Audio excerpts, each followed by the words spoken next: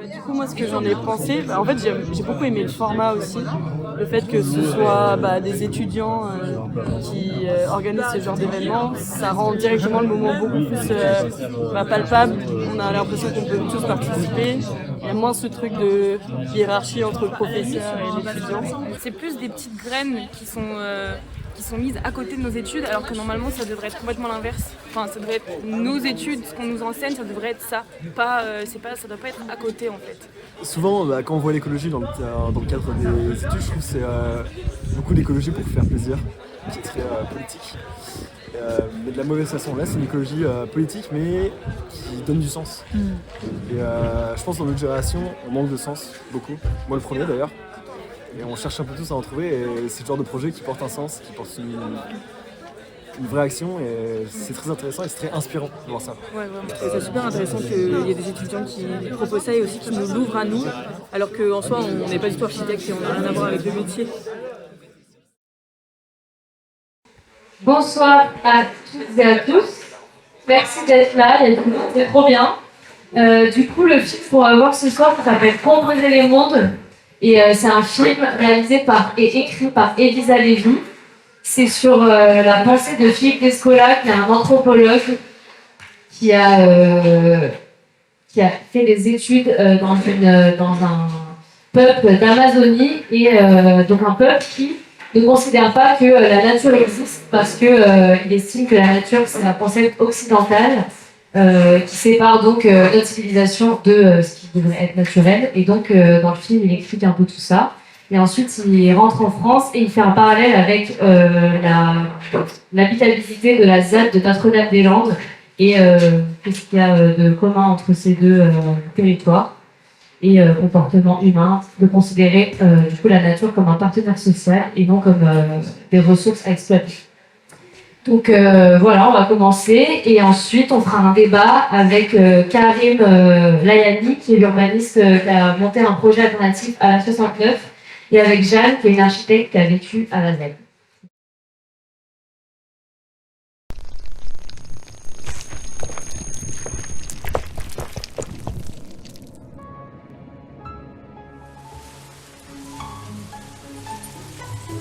La question qui se pose avec urgence est: comment avons-nous enclenché un processus qui va rendre la Terre non pas de plus en plus habitable, mais de moins en moins habitable? Et comment faire pour enrayer ce mouvement? Ici, il n'y a plus que des champs et nous, on est reparti pour reconstruire. Il y a des endroits où on se dit « Ah oui, tiens, c'est possible ».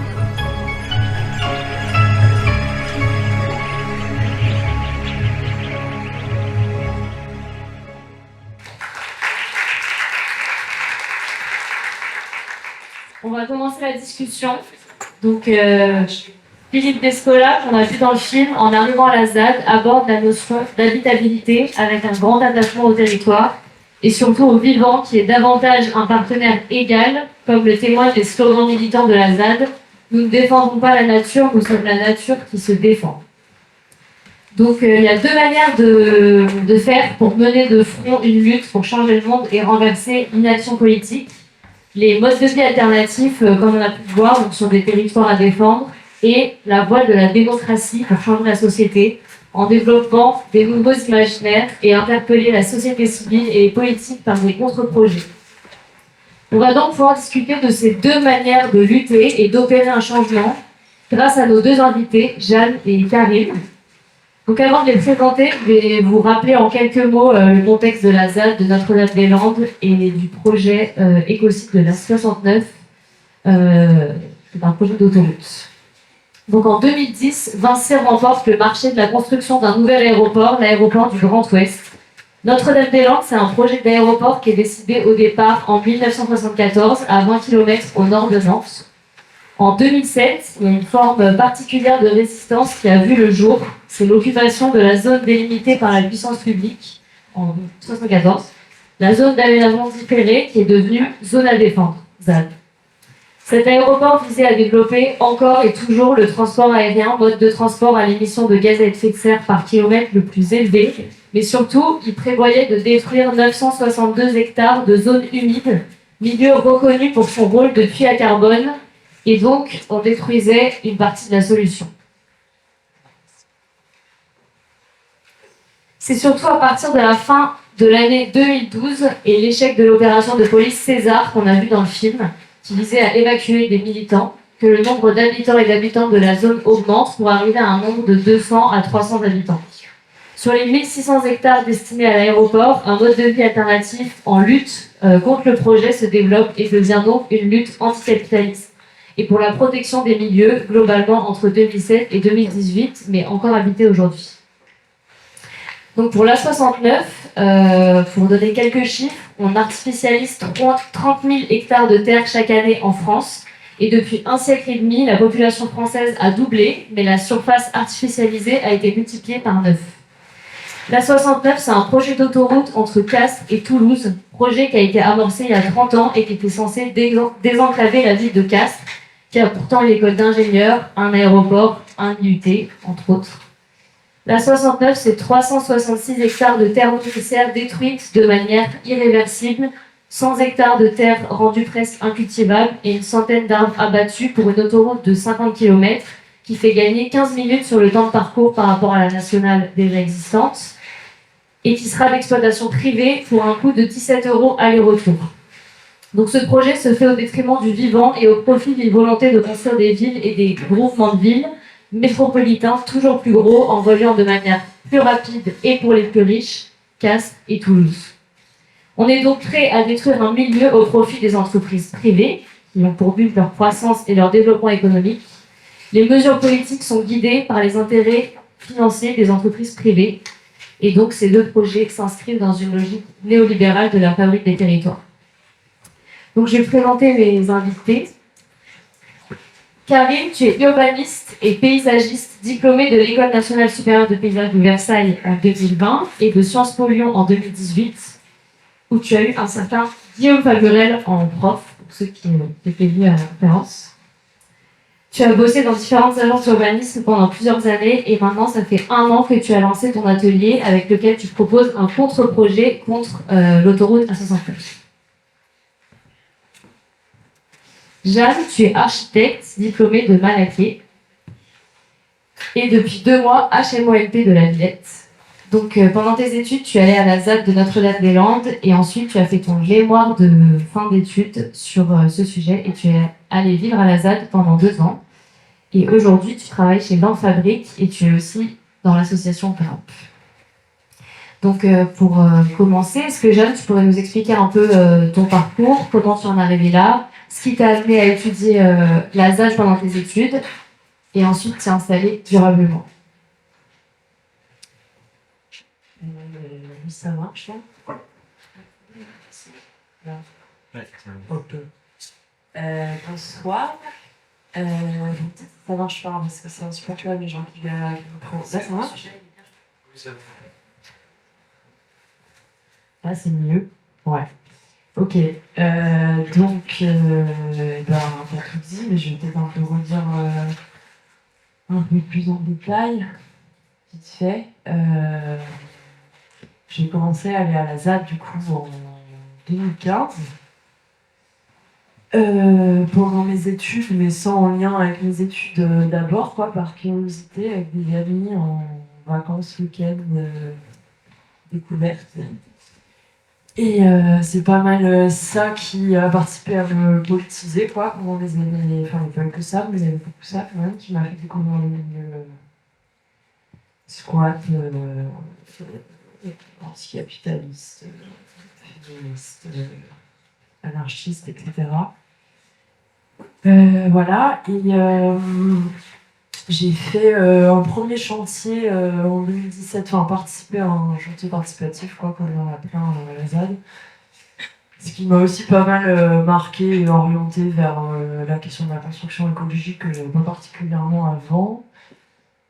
Voilà, et de fil en aiguille, du coup, je me suis retrouvée à faire mon mémoire de master sur la ZAD en partie. La question plus large, c'était s'interroger sur le concept de commune, comme, en référence à la commune de Paris, donc forme d'autogestion d'une ville, voilà, et ce concept il est pas mal, il a été pas mal repris par les militants de la ZAD qui ont eu tendance à se présenter comme une commune contemporaine, quoi. Du coup, je me pose un peu la question, c'est quoi une commune aujourd'hui et face à quel aménagement du territoire la forme commune peut faire face. Et en l'occurrence, du coup, je parle de la métropole et du coup, la ZAD, voilà, comme le contre.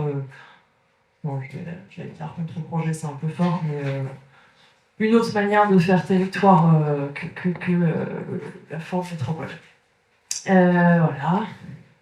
J'ai fait ça, j'ai été diplômée, tout ça, et du coup, après, j'ai fini par m'installer à la ZAD par encore une fois le chantier, en fait, en faisant des chantiers que je suis venue. J'avais pas vraiment prévu de m'installer là-bas, je pensais que j'allais d'abord travailler en agence, et puis finalement, j'avais aussi envie de faire de la menuiserie, de la charpente, et du coup, je me suis mise à faire ça, et voilà, et du coup, finalement, tout ça a duré 2 ans, et après, je suis partie, et voilà. Karim, est-ce que tu peux nous expliquer un peu ton parcours et surtout comment t'en es arrivé à faire un contre-projet contre un projet d'autoroute?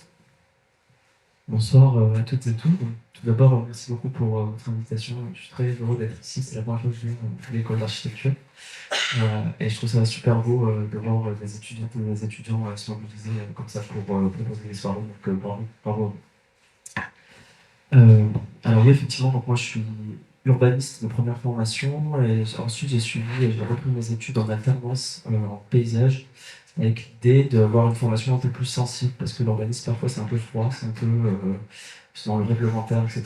Et même si j'aimais tous les mécanismes qui ont trait à la ville, je cherchais aussi à explorer une forme un peu plus sensible, on va dire, que je suis venu chercher dans cette école du paysage. En parallèle, donc, j'ai travaillé pendant 4 années dans une grande agence parisienne ici, en maîtrise d'œuvre, dans une agence de paysage. Et en fait, je pense que la période du Covid a été un moment vraiment de bascule, un point de bascule un peu dans ma vie, on va dire. J'ai vraiment acquis, on va dire, un regard beaucoup plus critique sur la société, sur nos métiers d'aménageurs, de bâtisseurs, etc. Et donc j'ai décidé au moment, plus le temps passait, plus en fait j'avais l'impression que ce que je faisais c'était vraiment absurde par rapport à l'état du monde et que finalement nous étions un peu une caution d'un système par nos talents, etc. On aidait un peu à maquiller, même voire beaucoup à maquiller les écocides. Et donc au moment où il y a eu la guerre en Ukraine, en fait tout ça est devenu encore plus absurde de voir le monde se détruire à nos portes et nous être sur des choix complètement délirants. Et donc j'ai décidé de quitter ce monde et de prendre un peu de recul, on va dire. Donc là je fais plus de maîtrise d'œuvre pour le moment. Je suis plutôt sur ces questions d'essayer d'inventer des récits, de s'engager dans une écologie beaucoup plus radicale, c'est-à-dire une écologie qui repart vraiment à la racine des problèmes. Et finalement, ce projet de la 69, vous allez peut-être le voir, on aura l'occasion d'en parler, c'est ça. Il pose vraiment des questions vraiment de fond, qui reviennent au fondement, c'est-à-dire pourquoi on se déplace, comment on se déplace, voilà, pourquoi faire. Et donc en fait, l'autre raison pour laquelle j'ai fait ce projet, c'est surtout que j'ai des attaches, et ça c'est une dimension qui me paraît très importante. C'est que, là encore, une critique que je formulerais de nos pratiques contemporaines, on va dire, d'aménageurs, de concepteurs, c'est que nous sommes coupés des territoires que l'on connaît, des territoires que l'on aime. Et quelque part, ce projet, pour moi, c'était renouer avec les racines tarnaises et toulousaines. Cette route, le national 126, se trouve où se trouve le projet de la 69. C'est vraiment la route de mon enfance, c'est la route qui me permettait d'aller voir ma grand-mère et je suis très attaché à ce territoire et finalement c'est là aussi, c'est grâce à ça que j'ai trouvé l'énergie de faire cette contre-proposition avec des habitantes et des habitants du territoire. Et le dernier point, je vais voir, c'est que le projet m'est venu l'hiver dernier quand enfin il y a eu la déclaration, l'enquête publique, etc. et que finalement les expulsions ont commencé. Et en fait, il y a eu un moment très poétique dans le territoire, c'est que dans le drame qui nous attendait, en tout cas, on a vu d'un coup la prairie surgir sur 55 km. Et ça, c'est un acte très fort, c'est que c'est là où j'ai compris qu'il y avait une faille, c'est que on a vu réglementairement des expulsions, etc. Mais en fait, on a vu le vivant reprendre la main pendant quelques mois avant le début des travaux. Et là, le projet est sorti. Voilà.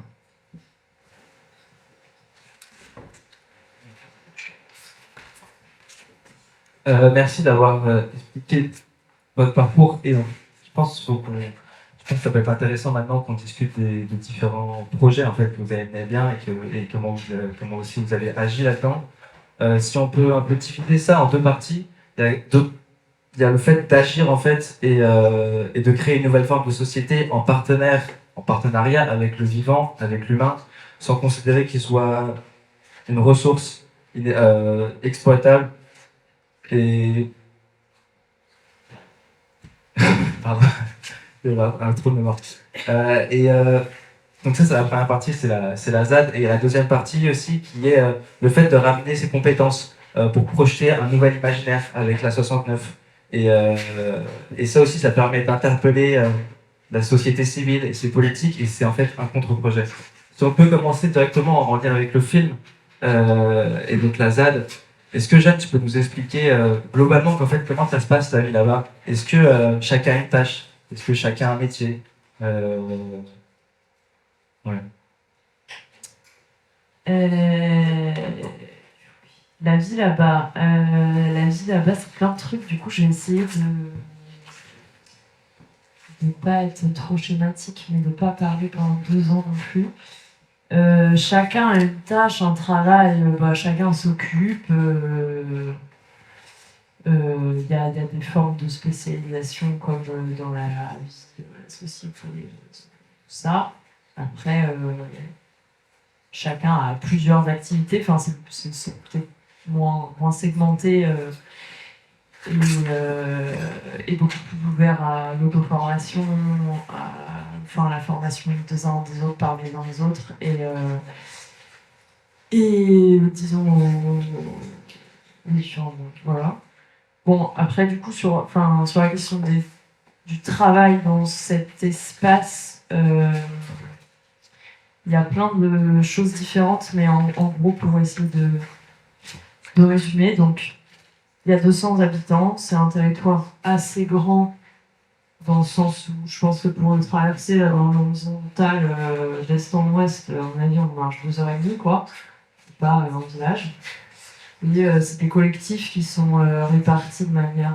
vous avez vu le film aussi, hein, mais, de manière un peu éparse. C'est pas une communauté de 200 personnes qui vivent dans une même maison, quoi. Enfin, il y a des gens qui s'aiment pas, il y a des gens qui s'aiment bien. Enfin, puis c'est un bout de territoire, quoi. Et du coup, il est un peu... donc il y a ce truc de mode d'habiter où c'est plutôt en général des collectifs, mais il y a aussi des personnes qui habitent seules, dans des cabanes, des habitats légers, voilà. Du coup, il y a d'abord cette segmentation un peu par collectif d'habitat, et puis après, il y a une manière de s'organiser ensemble à l'échelle de ces environ 200 personnes là, qui prend principalement la forme, en tout cas formellement, quoi, d'une assemblée qui a lieu toutes les 2 semaines où tout le monde est convié pour participer et prendre des décisions de manière en général, plutôt ça tente le consensus. Voilà, et puis cette assemblée, en fait, elle regroupe plein de groupes de travail différents qui, après, en parallèle, creusent des sujets, et donc ça, c'est hyper varié, ça peut être... la gestion des haies, comme la gestion des conflits entre collectifs, comme ceux qui s'occupent de répartir les terres agricoles, enfin plein de trucs, ou la commission habitat, je vais vous en reparler un peu où moi j'étais. Voilà, et après du coup il y a des collectifs de travail, on peut dire travail, là c'est ça, qui sont assez autonomes de cette assemblée, mais du coup il y a des gens qui s'organisent. Il y a des agriculteurs qui font leur bail seuls ou en collectif, il y a une coopérative d'artisans, Euh, Il y a le groupe S, c'est une forme de travail, enfin voilà. Et donc il n'y a pas vraiment de métier là-bas. Je veux dire, c'est plus une forme de vie en société. Oui, c'est pas vraiment des métiers. Après, on a des spécialités, quoi. Enfin, moi, dans le collectif où j'habitais, bon, bah, il y a quand même, on se retrouve des rôles. Il y a les gens qui s'occupent à fond de la forêt, il y a des gens qui passent la plupart de leur temps à construire des baraques. Il y a des gens qui ont leur activité professionnelle en dehors de la ZAD et qui, dans la ZAD, font plein de trucs différents. Enfin, on n'abandonne pas tout à fait, voilà. Mais Ouais, c'est plus lié à ses compétences. et c'est pas des trucs rémunérés. Enfin, je veux dire, c'est décorrélé de la question du salariat, quoi. Et toi, quand tu arrives là-bas pendant tes études et après tes études, qu'est-ce qui t'a le plus surpris en fait et qu'est-ce qui t'a marqué pour le fait que tu restes? Qu'est-ce qui t'a plu? Bah, qu'est-ce qui m'a plu? Plein de choses. Hein. Là, tu sors des questions que tu m'avais envoyées en avance, donc je suis perdue. Qu'est-ce qui m'a plu là-bas? Plein de choses. Moi, je suis arrivée par le chantier, donc je trouvais ça assez formidable de pouvoir autant expérimenter en mode débrouille, quoi. Enfin, c'est simple, en fait. Voilà, il y a du bois sur site, il est coupé par l'équipe du bûcheron du 3, il est scié sur place. Après, on en fait des câlins, quoi. On a un truc assez fou de ce point de vue, hein. C'est quelque chose qui te manquait en fait quand on était à Malakai. Ouais, moi j'avais cette envie de... Ça m'avait manqué, je l'avais touché du doigt vite fait à la ZAD et du coup j'avais envie de plus voir, comme plein d'archis, hein, l'aspect fabrication, matériaux, mise en œuvre avec ses mains, et tout ça, quoi. Et rapport, du coup, enfin là par exemple, la filière bois sur la ZAD, ça m'avait un peu impressionné, c'est vrai, on arrive, on te dire t'as la forêt et tu finis par... t'as toutes les étapes sur place, c'est assez fou, ouais. Et concrètement, on a vu en partie avec la ZAD, mais enfin, avec le film, le mode de vie de la ZAD, contre quoi il est, contre quoi il se bat et quel monde il essaye de projeter, quel nouveau monde il essaye de construire à travers les actions qu'il mène, à travers son mode de vie. Ça, c'est une question très vaste.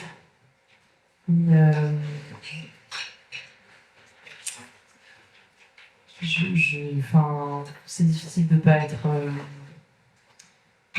très schématique. Je m'étais dit que plutôt c'était une question sur laquelle j'allais aller assez vite, voyant le grand nombre de questions que tu me posais et que je préférais parler de trucs concrets pour que ça ressorte un peu, mais enfin des choses plus concrètes, mais disons aussi. Bon, il y a le truc d'autogestion, quoi, voilà, autogestion du territoire, des activités, ce truc d'assemblée, ce truc de prise en charge collective des différents paramètres de l'existence, que ce soit, comme je vous le disais, de la gestion de conflits, l'attention les unes aux autres, à comment on gère les haies collectivement à l'échelle de ce territoire et comment on laisse pas chaque agriculteur se débrouiller avec sa haie et la raser potentiellement pour faire de l'argent, je sais pas quoi, même si c'est pas globalement pas trop les agriculteurs ici là-bas, mais il y en a, enfin ça dépend. Voilà, et de décentralisation de la décision plutôt que dans un truc vertical comme on connaît dans notre société où c'est assez technocratique, quoi. Voilà, grosse idée. Après, il y a 1000 trucs. Il y a, on défend un espace accueillant et solidaire plutôt que fermé et fascisant. On défend une forme d'écologie radicale plutôt qu'un truc de croissance. On défend, enfin, bon, plein de trucs, quoi.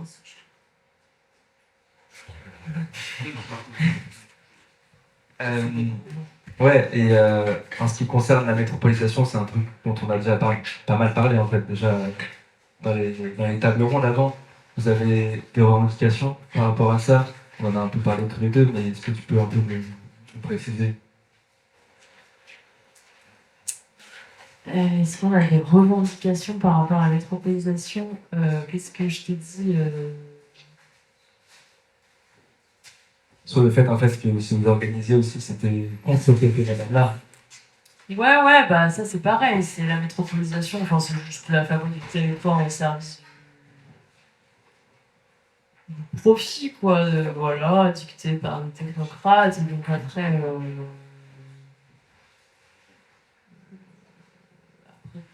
plutôt on essaie de faire ça autrement, mais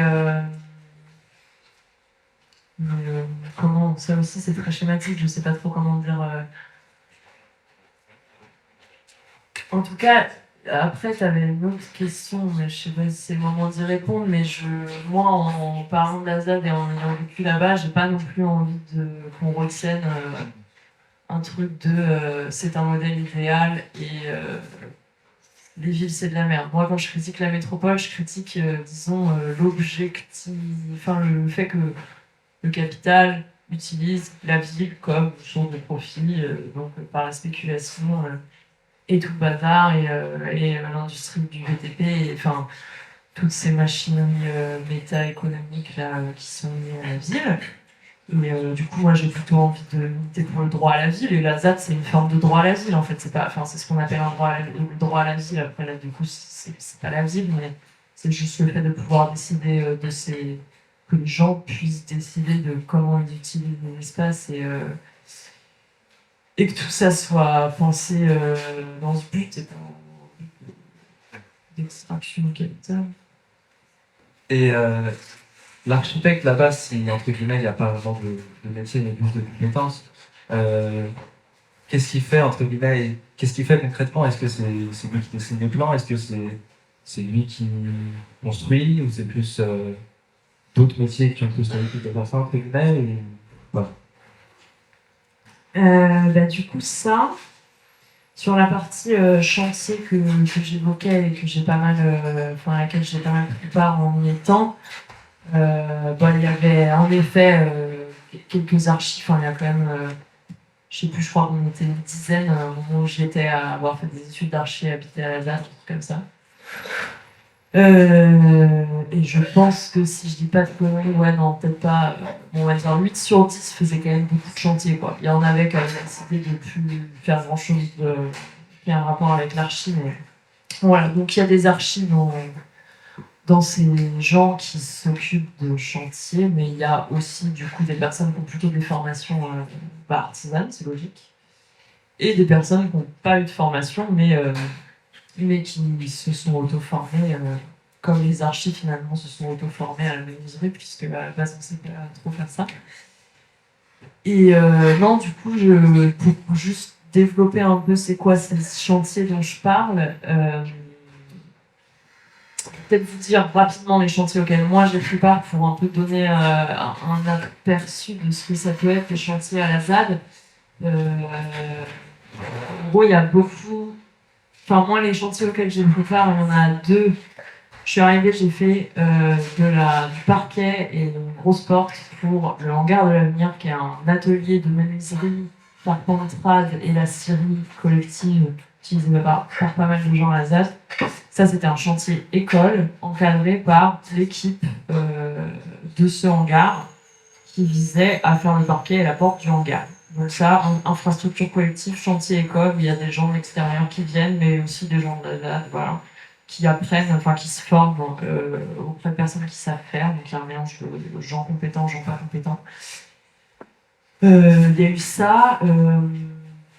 Après, j'ai participé à construire un truc dans le collectif où je me suis installée, donc des gens qui ont plutôt le format assez...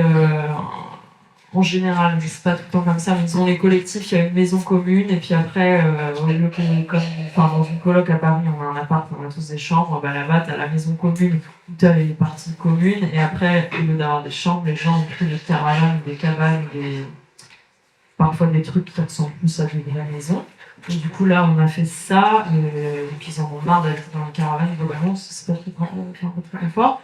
Et du coup, là, c'est 5 personnes qui se sont autoconstruits ce qu'on a appelé un HLM, parce que c'était le premier habitat groupé de la ZAD. C'est une enfilade de 3 studios-chambres. Donc il n'y a pas la cuisine et tout ça c'est dans la maison qui est à 50 mètres. Et voilà. Donc ça, type chantier, autoconstruction de gens qui se font leur propre habitat, comme il y a eu beaucoup à la ZAD. Là, le collectif que j'ai rejoint, c'était un peu particulier. C'était quand même, dans le lot, il y avait 2 architectes et un charpentier dans les 5 personnes dont je parle. C'était quand même plutôt des sachants. Il y a plein de gens qui venaient pas du tout de ce milieu qui se sont construits des maisons dans les ZAD. Là. Et voilà. Et après, j'ai fait un autre chantier école, pareil, pour une infrastructure collective de la ZAD, qui est le dortoir d'accueil de la ferme de Bellevue. On a fait une menuiserie, donc pareil, avec des temps qui sont cette fois bien délimités dans un truc de transmission. Il y a quelqu'un qui sait faire, et une petite équipe, et du coup, moi j'ai fait de la menuiserie charpentée pour faire une mezzanine, et voilà. Et qui dessine tout ça? Qui dessine tout ça? Bah, ça dépend vachement, mais là, les trucs. Parquet et porte du hangar, parquet, il n'y avait pas grand chose à dessiner. Porte, c'est un peu d'archi.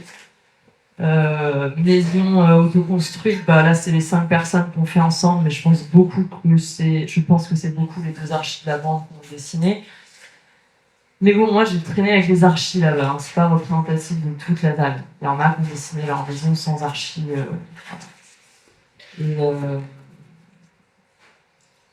Mais voilà, conception, plutôt autoconception en général. Et aujourd'hui, la ZAD, c'est quand même juste on termine, après on pose d'autres questions. Aujourd'hui, la ZAD, c'est quand même quelque chose de connoté. Il y a des... Je suis désolée, je voulais dire un deuxième truc important, et après, dans le truc archi et tout, un autre truc auquel j'ai participé, et je pense qu'il est intéressant à dire. Cette commission habitat que j'ai vraiment évoquée tout à l'heure, là. Je suis arrivée et en décembre 2019. Donc tout ça, moi j'étais dans la phase post-expulsion de 2018. Et en 2018 c'était chaud, il y avait des expulsions. Donc moi je suis arrivée dans une phase beaucoup plus tranquille où la ZAD n'était pas menacée en permanence de se faire expulser par l'État. Mais il y avait le problème de l'aéroport est terminé, les exploitations agricoles sont régularisées, mais putain, vous avez construit des trucs n'importe comment pendant 10 ans, là, la permis de construire, et du coup les communes, elles ont commencé, je sais plus comment ça, je crois qu'il y a eu quelques menaces sur des bâtiments en mode vous arrêtez de construire des hangars partout s'il vous plaît, parce que voilà, ça se passe comme ça dans le monde. Et moi, je suis arrivée à un moment où, en fait, la ZAD avait pris la décision pendant les assemblées, etc., de se dire, OK, il faut qu'on se mette en sécurité sur tous ces bâtiments. On n'a pas envie qu'il y ait des bulldozers, parce qu'après, post-époque super de 10 ans de squat, là, tu retombes un peu... c'est un autre sujet, mais la ZAD retombe quand même dans le truc où faut faire face aux questions de l'égalité, etc. Et donc là, typiquement, tu risques de te faire détruire le truc que tu as construit ou avoir des astreintes financières quotidiennes avant d'avoir détruit toi-même pour payer une amende par jour, enfin des trucs horribles. Bon, bref. Et du coup, ils avaient décidé de lancer une campagne de dépôt de permis de construire pour protéger le bâti existant et aussi couvrir les projets de construction qui continuaient à avoir un encart agricole pour telle exploitation, un machin truc. Le HLM dont je parlais. Du coup, moi, je suis arrivée, je suis tombée dans ce truc et une archi, super, j'ai fait le permis de construire. Du coup, j'ai fait les permis de construire pendant vachement longtemps. Au début, j'étais hyper contente, après, j'en avais vachement marre. Mais du coup, voilà, il y avait ce volet. Donc, dans la commission habitat, en gros, c'était se poser la question de comment on protège le bâti de la ZAD. Et du coup, il y a eu ce truc de permis de construire. On a fait donc A7 pour tout le monde. Enfin, il y avait l'idée de ne pas laisser chaque collectif galérer face à ça et de préparer donc, ce qu'ils ont appelé là-bas une autodéfense juridique. Donc, il y a eu ça sur plein de sujets, mais du coup, moi, je me suis retrouvée plutôt sur le truc de l'habitat. Et il y a eu aussi le sujet du PLUI, où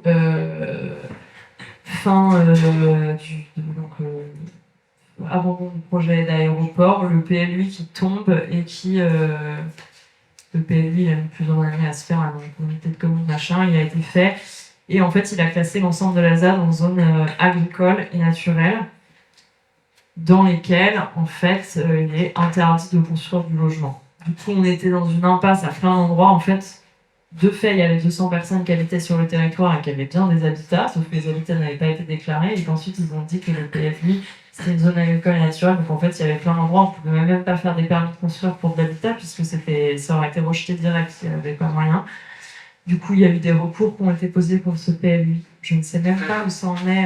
Donc le truc un peu con, c'est que quand même, depuis que je suis partie, depuis 2 ans, j'ai pas vachement suivi de près ces questions, parce que je suis partie un peu en mode... j'ai beaucoup... Enfin bref, j'en avais un petit peu marre de ce sujet, du coup, je suis pas pressée pour suivre de près, et c'est un peu con, parce que c'est intéressant, mais bref. Du coup, je ne sais pas où ça en est, ce recours contre le PLUI. Et on a aussi tenté de faire un contre-PLUI. Ce qui a été très intéressant, mais a échoué faute d'énergie humaine pour porter ce truc. Mais on avait commencé à faire des ateliers pour proposer à la communauté de communes. On avait trouvé un outil qui a été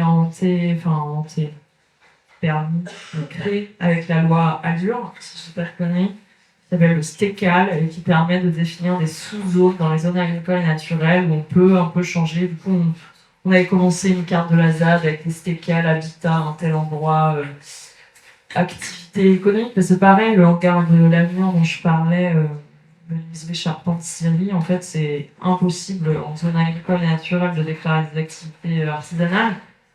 La mairie a même fait une proposition pour qu'ils déménagent dans la zone d'activité de Vigneux de Bretagne, dans un hangar. Enfin bref. Voilà. Voilà, c'est ça que je veux dire. Ouais, j'avais une question par rapport à ce qu'on sait aujourd'hui, le ZAD, entre guillemets, c'est connoté.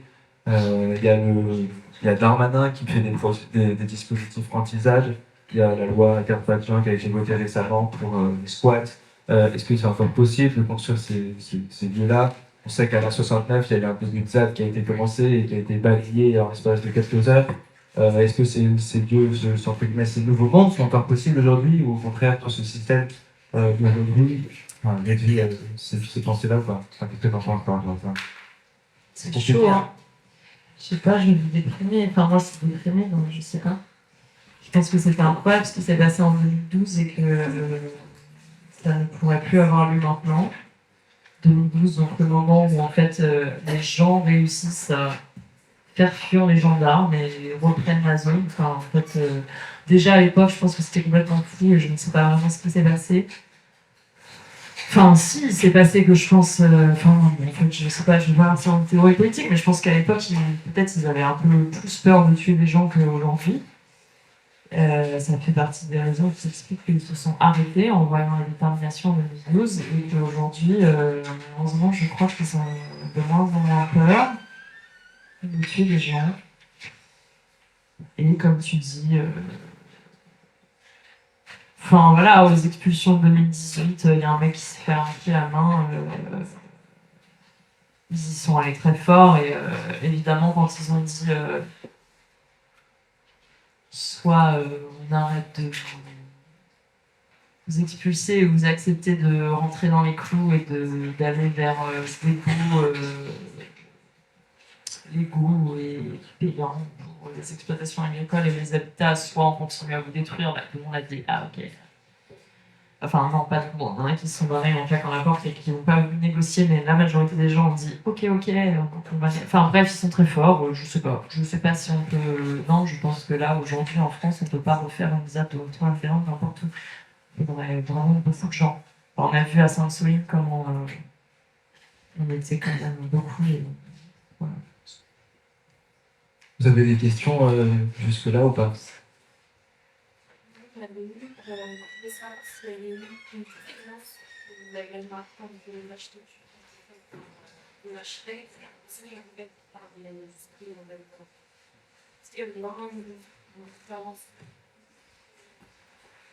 Non, pardon, j'allais dire c'est beaucoup de mots comme ça n'est pas un architecte, mais je sais une connerie. J'avais réfléchi.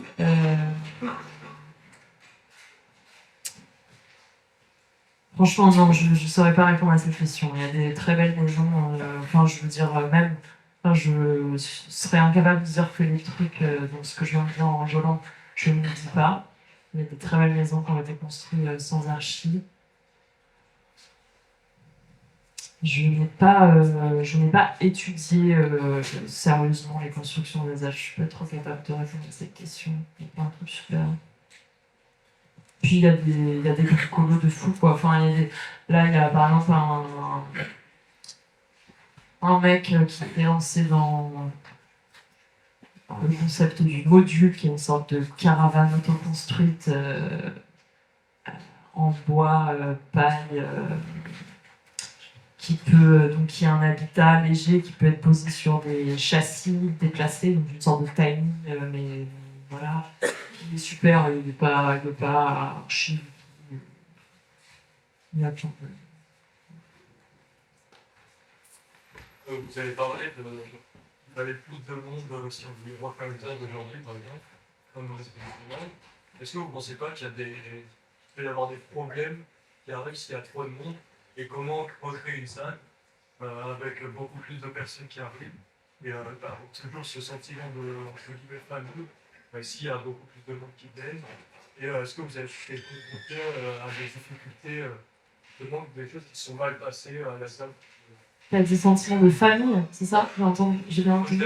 Ouais. Moi, de loin, de voir un truc comme ça, d'entraide, etc. Est-ce qu'il y a des difficultés plutôt? Oui, il y a des difficultés. J'ai parlé de gestion de conflit, il y a tout le temps de conflit, il y a plein de gens qui se parlent difficilement.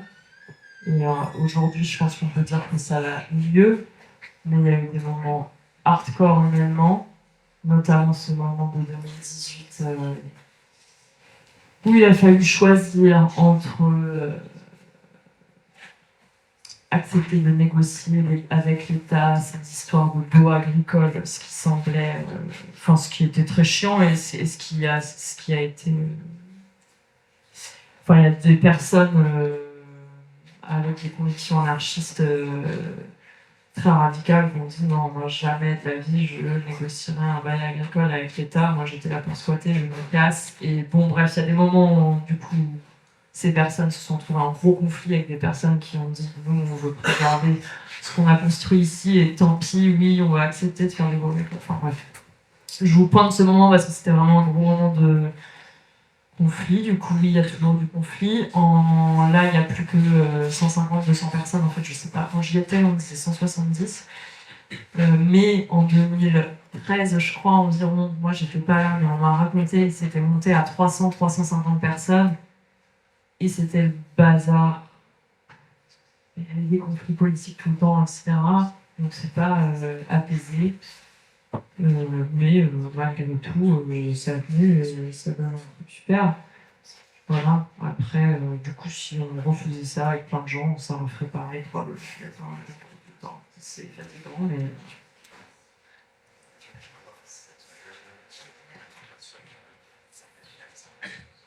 Il y a une autre question sur l'Alsace. Ok, du coup, on va passer à une deuxième manière de projeter une autre version du monde que celle qui nous est proposée par les politiques. Et donc, Karim, je vais te proposer de nous présenter rapidement ton projet alternatif à la 69 et qui devient, tu vas nous dire un peu en quoi, mais qui devient aussi un objet politique en fait et un argument contre ce projet-là. Donc, voilà. Il y a aussi des petits flyers que je vais faire passer. C'est des A4 recto verso qui expliquent aussi le projet de Karim. C'est comme ça, il n'y a pas de questions particulières. Non, vas-y, tu peux nous le présenter. Oui, alors, d'abord, je trouve ça intéressant la cartographie qu'on vient de voir de Notre-Dame-des-Landes. Parce que c'est justement, moi j'avais jamais vu de vraie cartographie, mais j'ai regardé un petit peu comment c'était fichu. Et je crois que la géographie, c'est une question vraiment fondamentale pour comprendre aussi comment une ville peut s'ancrer sur un territoire et comment elle ne peut pas. Ou comment elle peut habiter de manière difficile. Et en fait, dans le cadre de la 69, on est sur un territoire qui est vraiment, qui est une figure géographique qui n'a absolument rien à voir avec Notre-Dame-des-Landes. Parce que c'était une bande de terre de 40 mètres de large qui a été expropriée sur 55 km. Et on imagine mal comment on peut défendre ça face à effectivement une figure d'un aéroport sur un bocage identifié, un morceau finalement de territoire qui a son épaisseur, avec des installations paysannes, etc. Nous, on était dans quelque chose de fondamentalement et géographiquement très différent Et donc, c'est aussi une des raisons qui m'a poussé à discuter avec les collectifs locaux en leur disant, voilà, je pense que c'est une des raisons pour lesquelles il n'y a pas de ZAD, et donc, si on veut faire monter la mobilisation, il faut inventer un récit qui puisse porter, qui puisse faire en sorte que des gens du territoire s'identifient à notre horizon politique. Voilà. Et ça a été un peu le pari qu'on a fait cet été. Alors, peut-être juste, là, ce que vous voyez là, les deux slides qu'on va voir, en fait, c'est notre projet résumé. On a fait une plaquette un peu plus ambitieuse, on va dire, de 24 pages. Là, ce document, on l'a imprimé en 100 000 exemplaires et on est rentré en campagne, littéralement, sur le territoire, sur les 55 km, pour le présenter aux habitants. Là, on a eu, ça a été extraordinaire, là, ce qui s'est passé à la rentrée en septembre, c'est que pendant 2 mois, on a eu 200 bénévoles à Toulouse, dans les campagnes, à Castres, qui ont fait les marchés, qui ont fait les boîtes aux lettres. Donc on est rentré dans une forme tout à fait nouvelle de campagne politique sans élection, en fait, pour montrer leur vision et la nôtre, en fait, du territoire. Et ce que je voulais dire, peut-être, sur le projet de l'A69, voilà, c'est peut-être en quelques mots plusieurs choses. Alors c'est vraiment un projet absurde, en fait, sous plein d'aspects, quoi, il est caricatural. C'est un projet qui est antisocial. On a mis quelques chiffres. Les habitants, c'est les habitants du territoire qui voudront faire Castres-Toulouse. S'ils sont salariés, parce que ce qu'on nous vend, c'est augmenter les échanges, et que des gens puissent habiter à Castres, travailler à Toulouse, etc. Même avec un abonnement, ils vont payer 2 000 € par an de péage. Donc il faut ajouter à ça l'essence, qui en plus en augmentation constante, etc. Donc c'est absolument énorme. On voit bien que ça va être une autoroute qui est faite pour une minorité absolue. Et en l'occurrence, pour des cadres, et des cadres, ce sont ceux d'une entreprise qui a réussi à imposer son récit capitaliste, qui est l'entreprise Pierre Fabre. Ce sont des laboratoires pharmaceutiques qui sont une grande entreprise de Castres, qui emploie, je crois, 2000 salariés, quelque chose comme ça, pour une ville de 47 000 habitants. Et cette entreprise, finalement, c'est elle qui est la commanditaire de cette autoroute. Il y a 30 ans, M. Pierre Fabre, qui est maintenant décédé, a fait beaucoup de lobbyisme auprès du gouvernement pour imposer cette autoroute, qui est en fait une bretelle. Elle débouche sur nulle part, donc elle n'a pas d'intérêt absolu pour du trafic national, etc. Pourtant, elle est classée aujourd'hui d'intérêt national. Et c'est pas pour rien, puisque ça permet à l'État de pouvoir écraser toute forme juridique, toute chose conventionnelle, on va dire. Et donc, on voit bien que finalement, c'est pour les cadres de Pierre Fabre qu'elle a fait cette autoroute, et c'est tout. Et les autres, voilà. C'est un projet écocide, on l'a rappelé un petit peu. 360 hectares, si ce n'était que ça, c'est énorme déjà, mais en fait, derrière, il y a 8000 hectares qui font l'objet d'une étude aujourd'hui foncière autour de l'autoroute pour faire des échanges entre agriculteurs, dévaster des haies, remettre des autres activités. Enfin, ça va bouleverser 8000 hectares. Il y a, tu avais parlé, je crois, de 104 d'arbres, mais en fait, c'est vraiment beaucoup plus. Ça, c'est une fake news du ministre. Il y a 250 arbres qui sont classés au titre de la loi, ces arbres d'alignement, les fameux platanes. Mais en réalité, il y a 17 hectares de bois. Si on compte 800 à 1000 sujets par hectare, je vais faire le calcul du nombre d'arbres qui sont aujourd'hui en train d'être abattus le long de l'autoroute. Et donc un projet anachronique parce qu'il ne résonne plus du tout avec notre époque. Le jour où on repris les abattages, il a fait à Toulouse 36 degrés, c'était le 1er septembre, et c'était un record absolu de température. Et on avait face à nous 200 gendarmes qui défendaient une condamnation à mort de ces arbres qui avaient 120 ans. Et donc on est vraiment rentré dans un régime dystopique, en fait. Quand on voit ça, une chose pareille, on se dit c'est pas possible. Donc on voit à quel point l'horizon est bouché, c'est qu'on est jusqu'au boutiste là, dans notre référentiel, on fonce vers une direction, et donc on voit bien que là il y avait besoin d'essayer de peut-être inventer quelque chose qui permettait de rouvrir ces horizons d'idées, ces horizons de monde désirable, etc. Et donc c'est ce qu'on a essayé de faire merci beaucoup, avec ce projet alternatif. Peut-être que je vous propose d'aller directement sur la dernière slide, parce que on voit un petit peu plus de ce qu'il en est. Alors, c'est une espèce de projet qui se décline en 3 grands axes. Le premier, c'est effectivement la question des mobilités. Le projet de l'autoroute A69, c'est un projet qui vise à privatiser la route, déjà, et à accélérer nos modes de vie. Enfin, soi-disant accélérer. On accélère par la vitesse, ils veulent passer à 130, soi-disant qu'on va gagner une douzaine de minutes, tout ça pour 12 minutes. Mais en fait, tout ça pour accélérer des flux du capitalisme, en fait. Et donc, derrière, asservir encore plus nos vies, nos modes de vie à la voiture, à la dépendance à la voiture, puisque la voiture, quand on crée trop d'infrastructures, finalement, elle nous rend dépendants, elle instaure ce qu'on appelle un monopole radical, c'est que les gens n'ont pas d'autre alternative que de prendre la voiture. Et c'est vraiment le problème dramatique des gens qui vivent notamment dans le périurbain, qui sont dépendants de villes, puisqu'ils n'habitent pas avec les ressources autour de chez eux, et qui sont tout le temps obligés d'aller travailler très loin de là où ils habitent. Et donc, face à cela, face à ce monde de la vitesse, face aux emplois aussi qui vont derrière, c'est-à-dire des emplois comment dire, de la logistique, des flux, donc du Amazon, du fast-food dans toutes les autres activités qu'ils veulent créer, etc. Voilà, ça c'est leurs emplois. Et ben, nous, on a pensé vraiment à quelque chose de totalement différent, qui est un projet de décélération de la société. Décélération, de sortie de nos dépendances extérieures. L'autoroute des flux, donc c'est une économie de la longue distance, c'est dire demain à des gens qui habitent ici, vous voulez construire une maison, on va faire venir vos parfums de ville, puisqu'il y a l'autoroute maintenant qui permet, en bref, voilà. Et ben, face à ça, sortir de ces schémas de nos besoins qui dépendent de la longue distance, relocaliser et revenir dans une économie des courtes distances.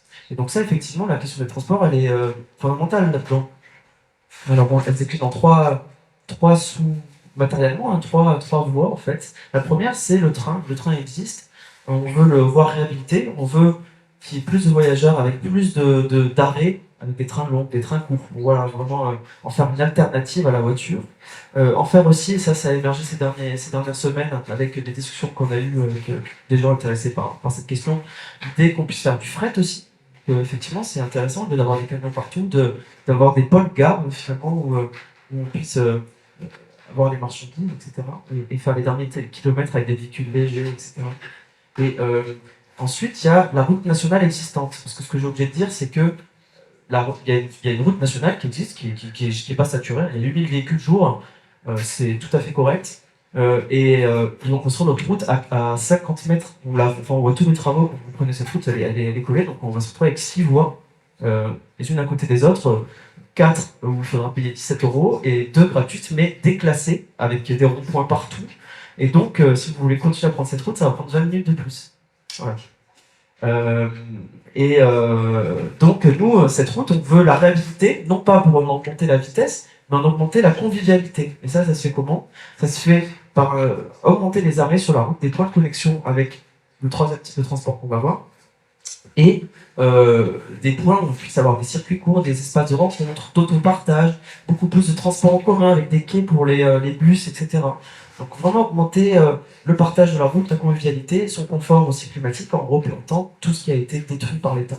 C'est platanes.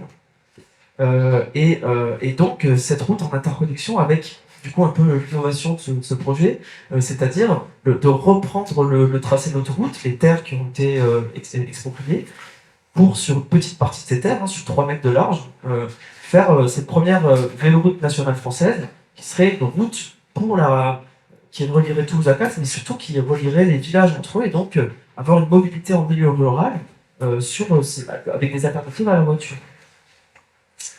Le second point du plan, c'est un rééquilibrage territorial. Donc on comprend bien que face à l'effet tunnel qui est prôné par l'idée d'avoir cette autoroute qui permettrait de relier directement Toulouse à Castres, on a totalement évacué tout ce qui se passait au milieu. Là, ce qu'on voit sur le plan, c'est que nous, on essaie de faire en sorte qu'il se passe des choses entre ces deux villes.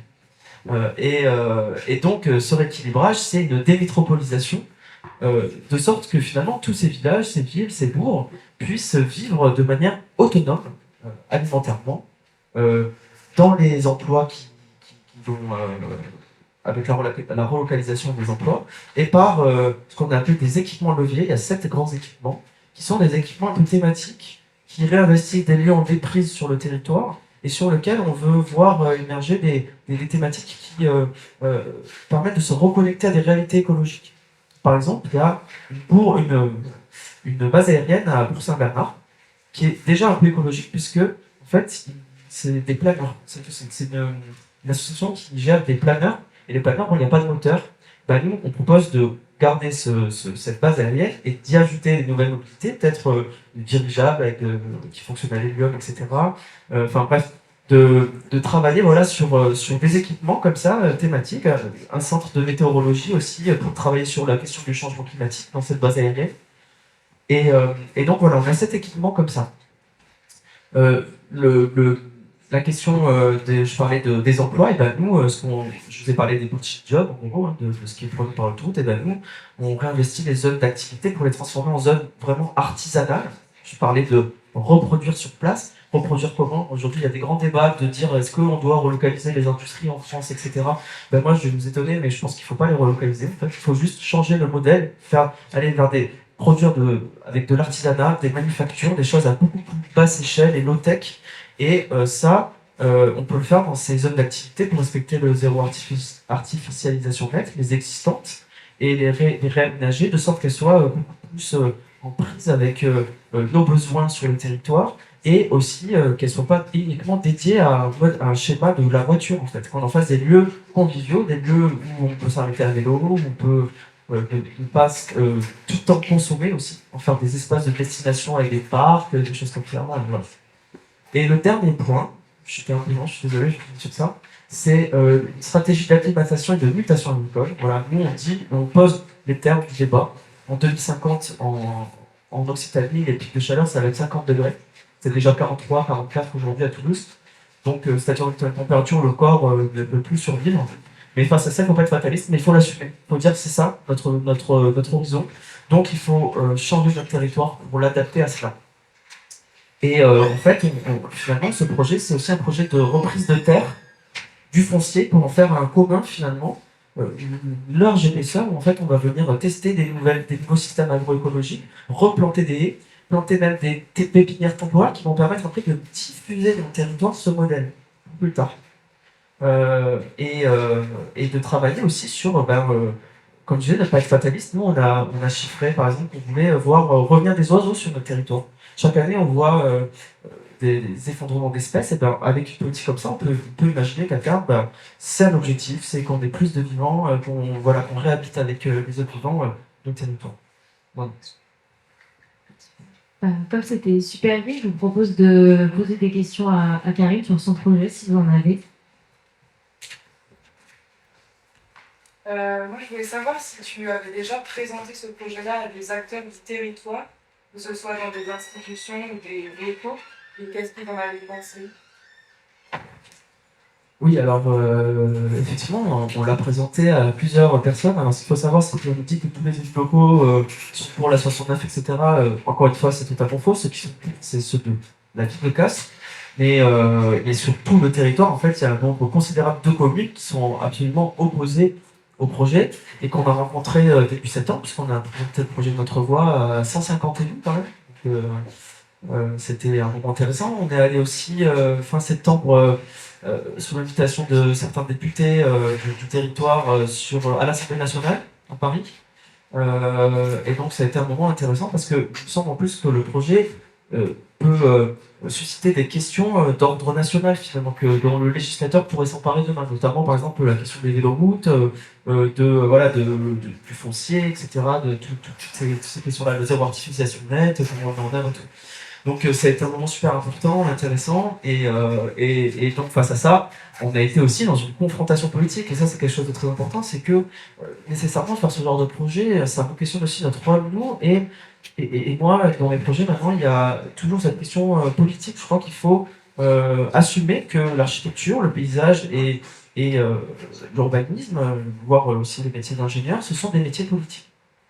On l'a invisibilisé parce qu'on ne dit plus rien, finalement, on laisse faire le modèle, on laisse faire la promotion immobilière, dicter ce qu'on doit faire, on laisse même les pouvoirs publics dicter, et ça c'est un autre débat, mais je trouve que c'est intéressant aussi de te dire que parfois il faut trahir aussi nos décideurs politiques, parce que sinon on ne changera pas de modèle. Je pense que on est dans un point de bascule aussi où il faut pas hésiter à montrer qu'on a aussi notre légitimité par nos expériences de vie, par nos savoirs, par nos engagements, et que finalement, parfois, il faut aussi rentrer en confrontation. Là, c'est le cas. Je suis en confrontation, du coup, avec les élus de Castres, certains aussi d'autres espaces, mais c'est nécessaire, je crois, pour faire avancer les idées.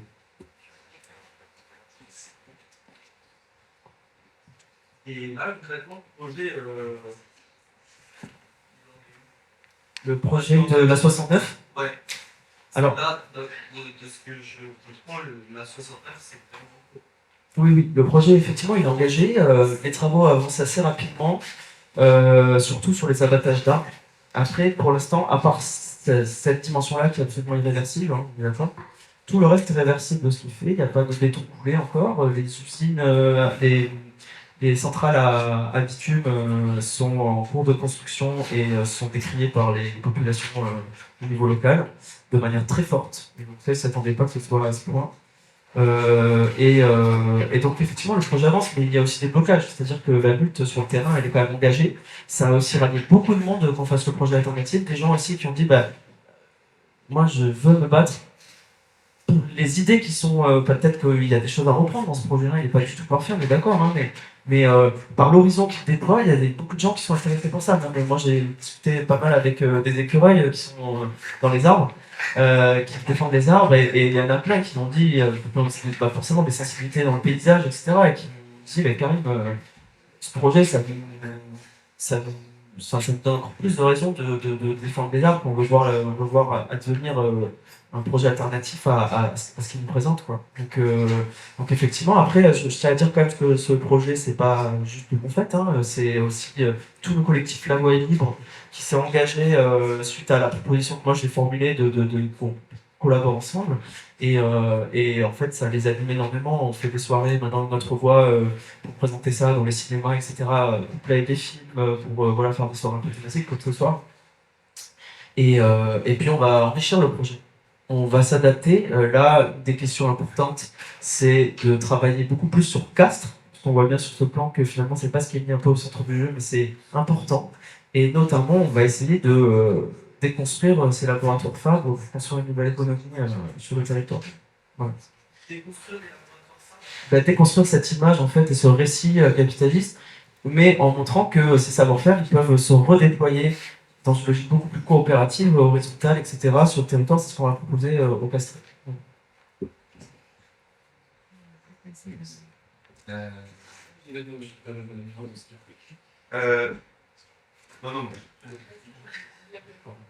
Vas-y.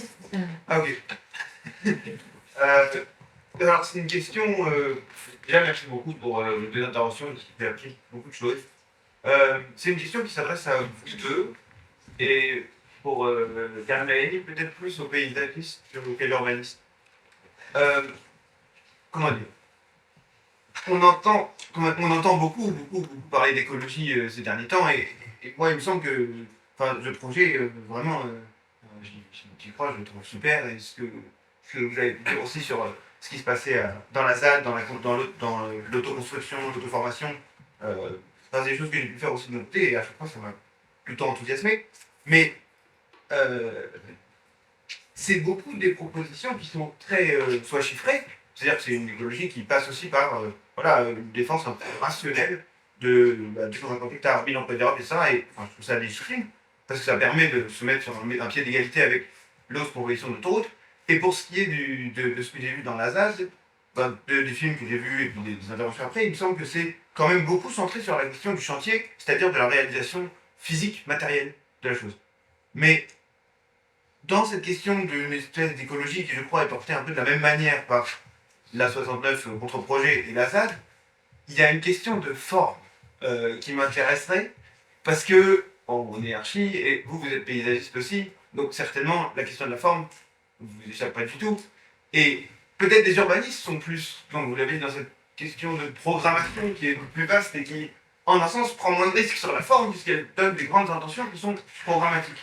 Mais sur la question de la forme même, puisqu'on parle d'écologie et de savoir un nouveau récit, peut-être même une nouvelle mode de société de la ZAD, etc., de voyager, de vivre ensemble, j'ai un peu de mal à saisir qu'est-ce que ce serait en termes de sensations, je dirais sensations architecturales parce que je ne saurais pas le dire autrement, mais il me semble que beaucoup de mouvements qu'on a vus avant dans l'histoire, lorsqu'ils créent soit de nouveaux modèles de société qui peuvent être appuyés sur des données chiffrées, il y a aussi un récit, je dis spatial, ça peut être matériel, ça peut être autre chose, mais qui passe par la sensation, par l'invention de quelque chose, d'une espèce d'habitat, ou je sais pas, qui a par exemple le rapport avec la nature. Et ce que j'ai vu de la ZAD, c'est beaucoup des typologies empruntées à l'agricole. Le hangar, on a beaucoup parlé de hangar, des choses comme ça. Et il me semble que c'est beaucoup la réduction fonctionnelle de comment on fait tenir un hangar quand on a le bois qu'on a tiré ici, etc. Ce qui est juste, mais est-ce que la question formelle, elle se pose aussi à un moment? Et si oui, c'est quoi la réponse qui est apportée et par la ZAD et par votre projet?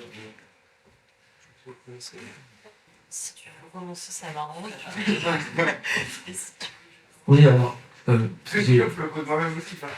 la question de la forme. Alors, le projet qui est un peu plus vaste, il montre aussi un peu des choses architecturales sur certaines images qui sont dans la plaquette de 24 pages. Et en fait, moi, je crois d'abord beaucoup plus qu'à créer des nouvelles formes, à réinvestir des choses existantes. Et de toutes les époques. Parce que on réinvestit autant la zone d'activité construite en l'an 2000, pour la transformer radicalement, que l'usine en prise à Castres pour en faire un équipement levier du projet, qui était l'usine des années du début du siècle dernier, etc. Donc moi, j'avoue que cette question de la forme, je la pose pas forcément, c'est pas ce qui m'intéresse le plus, entre guillemets, c'est-à-dire que pour moi, les formes aussi, elles vont émerger aussi du récit, dans le sens où les habitants aussi, les habitantes, ils construisent aussi en fonction des matériaux locaux, de leurs connaissances, de ce qu'ils vont apprendre. Enfin, c'est aussi une expérience sensible, la construction. Et donc, finalement, j'ai un peu de mal à conceptualiser l'idée qu'il y aurait une forme, je sais pas, architecturale qui sortirait. Après, en fait, c'est pas nécessairement la forme, c'est plutôt... je sais pas, mais... c'est pas la forme au sens de la tête que ça, mais vraiment... par exemple, je ne sais pas si la nouvelle maison, c'est la maison qui a un autre rapport au paysage. Pourquoi pas, ça pourrait être un début de projet, mais ça, c'est quand même quelque chose qui unirait toutes les interventions, au-delà du fait d'avoir qu'effectivement, si elles ont été construites à différentes époques, les résultats sont différents, mais croyez qu'au fond, dans cette proposition d'écologie, la forme émergera du récit.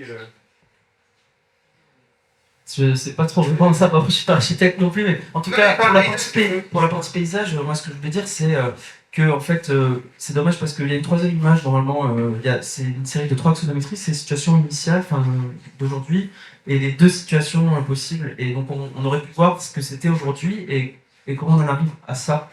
Et en fait, pour moi, le projet, j'ai parlé tout à l'heure, tout début de mon intervention, du fait que le jour où les hommes ont arrêté de cultiver, il y a la prairie qui a ressurgi. Qu'est-ce que je veux dire par là? C'est surtout que la chose la plus importante pour moi dans cette écologie, c'est un rééquilibrage de nos relations aux autres énergies vivantes et de nos relations à l'autre dans la coopération sein-humain, sociale, etc., et au reste du vivant. Et en fait, ce qu'on voit avec la philosophie qu'on a essayé de traduire, c'est exactement cette prairie qui surgit, c'est la forme où en fait le vivant reprend vraiment une place et l'homme retrouve une forme d'humilité dans le paysage, puisqu'il est là, il reste là, il n'est pas question de réensauvager, dans le sens cloisonner des espaces et en faire un corridor un peu inaccessible. C'est réhabiter avec le milieu, parmi le milieu, avec les énergies. Et avec les saisonnalités, etc. Et donc, je ne sais pas si ça répond vraiment, mais pour moi, cette question de l'énergie, elle est hyper importante, pas dans le sens énergie fossile, je sais pas quoi, dans le sens philosophique du terme. C'est vraiment comment on retrouve ce seuil, Nietzsche par exemple, parle beaucoup de ça, Leon Nietzsche, de retrouver un seuil d'énergie énergétique où finalement on retombe à une relation qui est conviviale avec son prochain. Et ça, c'est un peu l'objet du projet. Par exemple, faire du vélo, c'est exactement ça. Faire du vélo, c'est redonner de l'épaisseur dans la manière dont on se déplace, parce que on réengage son corps dans cet acte, on réapprend à aimer aussi autour de nous, à re-regarder le paysage, etc. Chose qu'on peut pas faire en fait quand vous êtes pris dans des bouchons à l'entrée de Toulouse en fait, et qu'en plus les minutes tournent et que ça coûte, etc. Donc il y a aussi cette dimension par l'énergie de retrouver une épaisseur à nos vies en fait, c'est redonner du sens.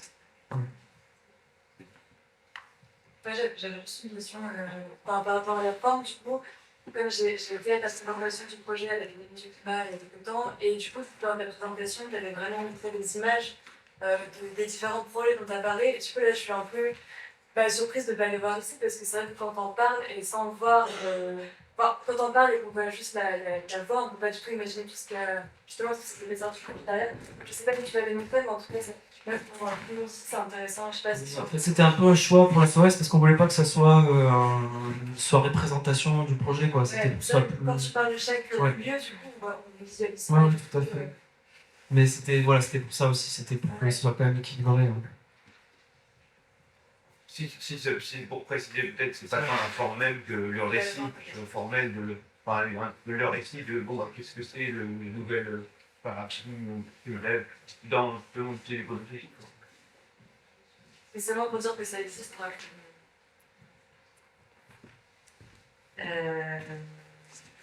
Oui, ça marche pas. Là, ça marche. La forme, grosse question. Moi, je pense que je suis vraiment pas très bien placée pour... Enfin, je veux dire, moi, je suis pas allée à la ZAD en posant une question de forme. Et je me pose assez peu de questions de forme quand je fais de l'archi. Peut-être pas assez. Mais encore là, dans ma pratique actuelle, en plus, j'ai pas des projets qui posent beaucoup, enfin, on pose tout le temps. C'est pas ces projets assez techniques où il n'y a pas de question de forme. Voilà, après moi j'ai aussi... donc ça c'est la réalité de comment je fais les choses. Après je pense en termes d'approche, j'ai tendance à être un peu critique des approches de l'archi qui passent énormément par la forme et tout. Donc voilà. Mais c'est quand même une question qui m'interroge beaucoup et que j'aimerais bien développer, mais j'en suis vraiment au niveau zéro. Enfin, du coup, je vais dire quelques trucs et puis voilà, je vais un peu improviser. J'ai l'impression, en termes de construction écologique, il y a tout un répertoire d'esthétique un peu biomimétique, biomimétiste, je sais pas. Tout en courbe, dendu, en terre crue. Que perso je kiffe pas trop, qui existe. Voilà. Je pense qu'il n'est pas nécessaire. Je pense qu'on peut faire de l'architecture en matériaux biosourcés qui soient pas issus de l'industrie fossile et industrielle sans en faire des tonnes. Non, il faut absolument montrer que nous on est proche de la nature. À la ZAD, il y a un peu de ça, mais il y a plein de... Comme tu dis, il y a, je pense que c'est assez juste de dire que c'est inspiré, tu disais, d'architecture agricole et en fait de mode de vie plus paysan. Et où du coup, moi, ce à quoi je suis plus attachée, c'est du coup une approche assez simple, quoi. En fait, l'esthétique, la forme, elle est issue des modes de production et des modes d'habiter. Voilà, elle est plutôt, elle résulte de ça plutôt que d'être pensée en amont. Et du coup, ça va être les savoir-faire artisanaux des gens qui construisent, qui vont déterminer ça. Ça va être les matériaux auxquels on a recours, enfin du coup dans un truc peut-être un peu plus proche de ce qu'a peut être c'est vaste ce terme, mais ce qu'a pu être l'architecture vernaculaire, enfin voilà, de construire en fait la forme elle est issue des usages et des matériaux et des pratiques culturelles des gens. Donc après aujourd'hui en France, du coup, et à la ZAD, elle est aussi issue, en fait, on fait pas tout en paille, en bois, issu du territoire, on fait aussi des trucs avec des menuiseries de récup qu'on a acheté 30 balles sur le bon coin, et des toitures avec des tôles qu'on a récupérées sur un hangar qui devait être démoli à 50 km. Donc c'est aussi une esthétique qui résulte de ce truc de débrouille qui est lié à l'autoconstruction et tout, qui n'est pas forcément écologiste là-dessus. Enfin si, après on peut appeler ça dur de l'emploi et c'est très écologiste, mais voilà, après c'est juste faire avec ce qu'il y a aujourd'hui. Ça sert des parpaings et de la tôle parfois, ouais, c'est des parpaings et de la tôle, quoi. Et j'adore les parpaings et la tôle, je trouve ça très beau. Voilà. Qu'est-ce que je m'étais dit que je voulais dire d'autre?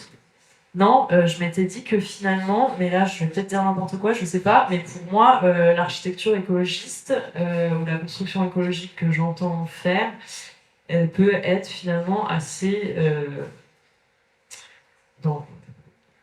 moderniste, enfin en mode forme Holos Function, avec mon super accent.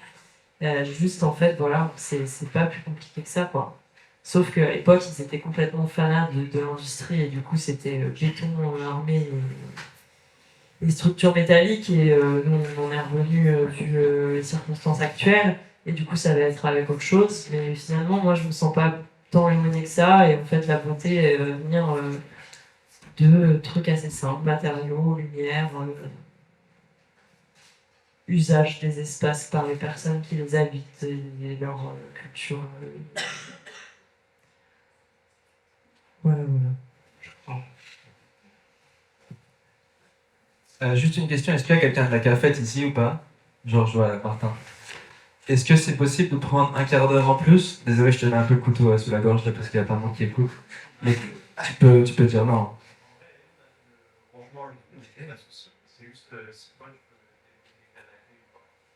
J'ai pas entendu. Ouais, je peux. Super, merci. Parce que je vois il y a plein de questions et qu'on va pas trop terminer. Qui a des questions là?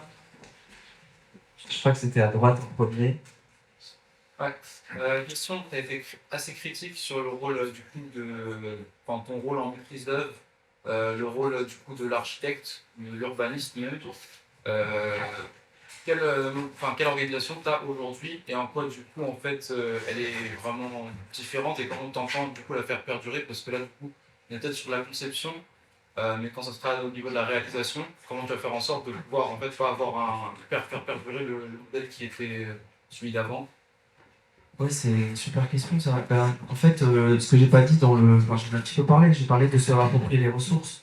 Une des stratégies du projet et des emplois qu'on propose, c'est de relancer des filières locales dans l'éco-construction qui existaient avant. Par exemple, ici, dans le Tarn, c'est un territoire d'argile, les fermes anciennes, les corps de ferme sont en adobe.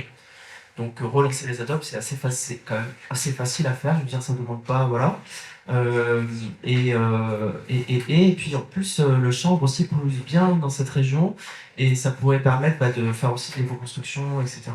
Donc l'idée, c'est bien d'avoir une stratégie d'agir en amont. Je parlais de radicalité, de revenir à la racine, de faire ça. Moi, je le fais actuellement sur un autre projet que j'ai gagné, la Europe 16, qui s'appelle l'École des Arts de la Terre. Et là, on investit une ancienne usine patrimoine dans un lieu de programmation qui va permettre de relancer la filière pareil de l'éco-construction en Picardie, dans le pays de Bray. Et donc, voilà, moi, une des conditions que j'ai vues depuis le début du projet, c'est qu'il faut qu'on relance ça en premier en amont pour pouvoir réagir après sur l'usine et essayer de sortir, en tout cas en partie, de modes de faire qui sont moins... Je rebondis sur ce que tu disais, tu parles d'Europe 16, tu as bossé avec des architectes dans ce projet, tu venais de la Villette aussi. Qu'est-ce qu'ils ont fait?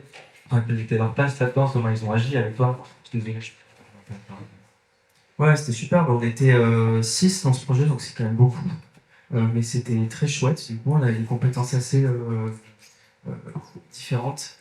Il y a des urbanistes, sociologues, donc du coup plusieurs architectes. Et en fait, ils ont eu un rôle absolument central, hein, parce que c'était un monument classé monument historique, pardon, je vous dis. Et, du coup, moi, j'ai pas du tout de compétences là-dedans. Vraiment, ils ont. Alors, comme je le disais, je crois que la philosophie de notre équipe, c'était quand même c'était pas de révolutionner l'architecture sur ce site, c'était plutôt de voir comment on pouvait le réhabiliter, retrouver des usages à l'intérieur, etc., différents du processus industriel de ce qu'a été historiquement cette usine. Et donc, il y avait quand même une forme de, je dirais, d'humilité dans la proposition architecturale, mais plutôt un récit de programmation à plus vaste échelle, plutôt pour poser les conditions de comment faire l'architecture, plutôt que l'architecture va... Désolé, juste pour... j'ai juste pas du tout compris, en fait, comment t'assurer du coup la mobilisation du compris, à partir de quoi, du coup, ça se ferait, du coup, le local, le champ, les plans, etc. Mais comment dire ça, au-delà du bénévolat, comment en fait on assure que l'ensemble des personnes qui sont sur du coup, ces territoires-là en fait soient vraiment contributeurs du début jusqu'à la fin, ne pas en fait, faire en sorte que le projet en fait il tombe à l'eau au milieu, puisqu'en fait on n'a pas assez de personnes qui le suivent, même si vous du coup vous en avez la tête, enfin, qui seront les bras. Oui, alors, les personnes qui suivent, alors c'est compliqué parce que les dimensions du projet, en fait, elles sont à toutes les échelles. Là. Il y a, par exemple, construire la véloroute. Bon, ben, on voit bien que ça va pas être les habitants, a priori, qui vont le faire, ça. Ou pas, peut-être que si, je sais pas, finalement. Et après, il y a plein d'autres choses. Là, on voit sur cette image des zones artisanales, etc. Ça va pas se faire du jour au lendemain de révolutionner tout ça. Par contre, nous, on a réfléchi un peu en termes d'urbanisme, effectivement, à une forme de planification, même si je n'aime pas trop utiliser ça parce que ça, voilà, ça aussi, je suis aussi un peu critique de la planification, mais en tout cas d'essayer d'un peu anticiper ça avec des formes avec les collectivités locales, etc., pour avoir des préemptions de parcelles, réaménagement, travailler aussi sur les baux, pour que ça génère un peu de revenus aussi, qui permettrait d'entretenir cet équipement.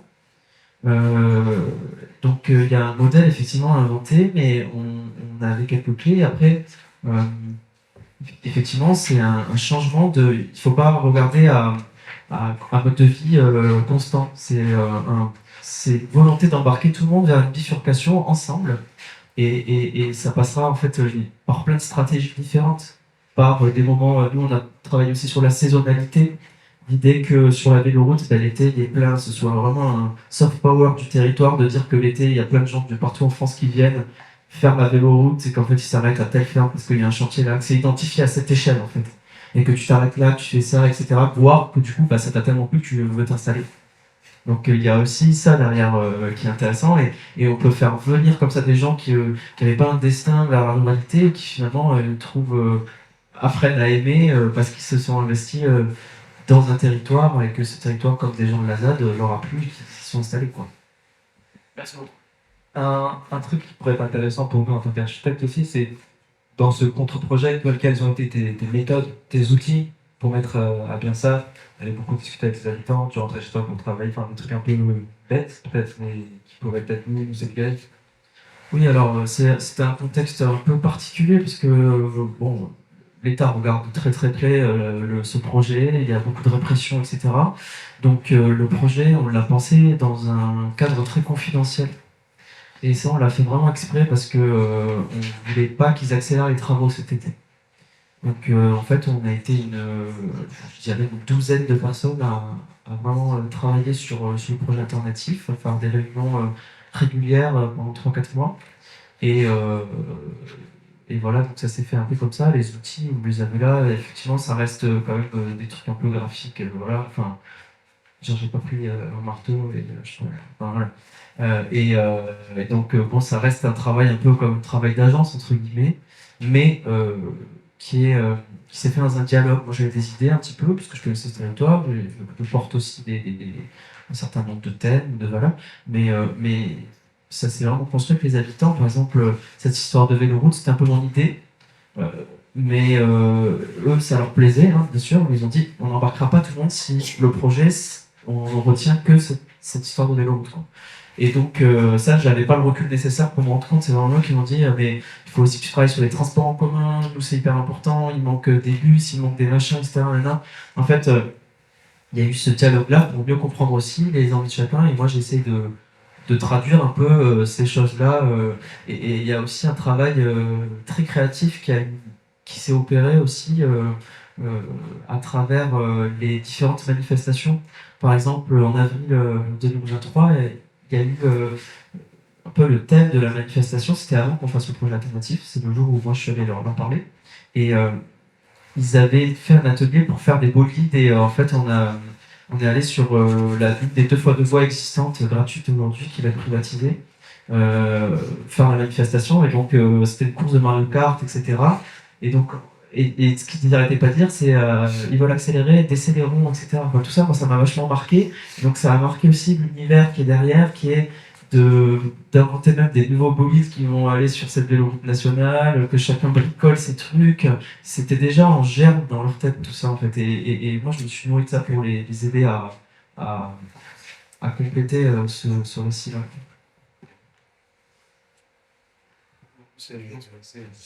Est-ce qu'il y a des personnes qui ont des questions et qui n'ont pas forcément posé de questions jusqu'ici? C'était par rapport à la forme. Moi, je trouve que vous répondez très bien. Par rapport, c'est plus une question de stratégie. Et pour moi, l'architecture de l'écologie, c'est l'architecture du lutte, l'architecture en lutte. Et c'est des typologies, il y a le petit livre des outils il y a quelques mois chez ARC qui fait un traitement des typologies des formes dans les protestes comme ici chez Biden. Donc ça, c'est aussi l'architecture.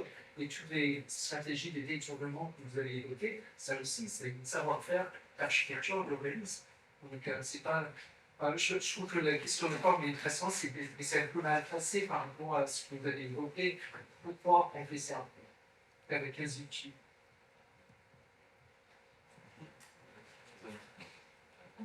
Moi, je voulais savoir si, par rapport à tous les aménagements, si vous étudiez les écosystèmes ou la biodiversité pour mieux la respecter. Avec des scientifiques, tu veux dire? Oui, par exemple. Oui, alors il y a des études environnementales qui ont été faites, etc. Bon, j'avoue que moi, je suis pas un expert du tout de ce domaine-là, même si ça m'intéresse énormément. Donc, dans l'urgence aussi, voilà, de travailler comme ça pendant un été sur une proposition qu'on voulait voir vraiment aboutir dès le 1er septembre avec la reprise des abattages. On n'a pas eu le temps vraiment de rentrer dans ce détail-là. Après, dans les gens du collectif Avoli, il y a des gens qui ont monté un bureau d'études dans vraiment l'écologie du vivant, etc. Et donc, ils m'ont fait des retours aussi, et ils nous ont dit, bon, à ce stade-là du récit, on n'a pas besoin de préciser ça. Ils m'ont dit, tu vois, enfin, voilà, si on allait beaucoup plus loin, effectivement, il y aurait ça à revoir, ça à revoir, ça à revoir. Et voilà, il y a aussi, on voit bien que dans ce genre de projet, il y a des questions qui sont très importantes, mais qu'on ne peut pas traiter à cette échelle, à ce moment-là, et qu'il faudra peut-être, sur lesquelles il faudra peut-être revenir plus tard, plus en détail, quoi, vraiment. Donc on a quand même quelques espèces emblématiques, des choses, etc. Mais voilà, il y a certainement beaucoup de choses qui nous échappent dans le cadre de ce projet. Ce qui est sûr, c'est que tous nos principes, nos objectifs, c'est à chaque fois qu'il y a une intervention, se poser la question de ce qui va être produise plus d'effets positifs pour le vivant que négatifs. Et la question de la véloroute, c'est un peu le cas. Enfin, ça dépend de dire que finalement, certes, entre guillemets, on va peut-être imperméabiliser 2 mètres de large sur plusieurs dizaines de kilomètres, mais finalement, on ne coupe pas du tout les corridors, il n'y a pas de barrière, il n'y a rien. On décélère sur cette voie, on ne va pas écraser les animaux comme sur l'autoroute, etc. Donc, les effets. Et en plus, on propose aux habitants de se déplacer, d'arrêter de prendre la voiture qui, elle, explose les animaux. Donc finalement, les effets même de l'équipement sont positifs si on dézoome un peu.